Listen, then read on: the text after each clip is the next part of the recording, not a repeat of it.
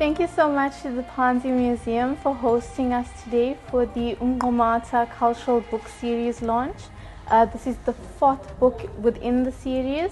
I think it's really a sign of the times for us to be able to publish such valuable work in an age where our identity is truly unformed.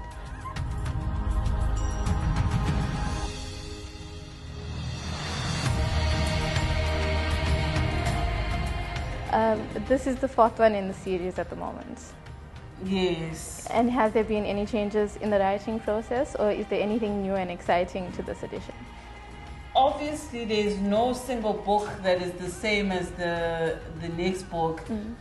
Like, for example, our parents are not the same parents to us. That was a fantastic presentation of that book, and it reminded me of my time in South Africa and how I became to love the culture and black people, and because I feel liberated amongst them.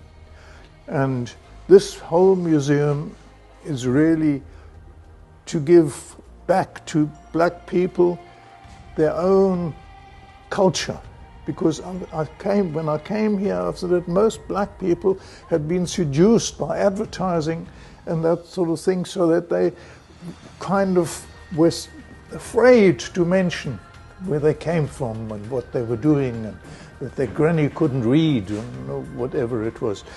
Ngosuku olukhethiweyo uQamata wagqoka izembatho zakhe ezinhle, wabe sephatha nesipho ayesibekele umgubho.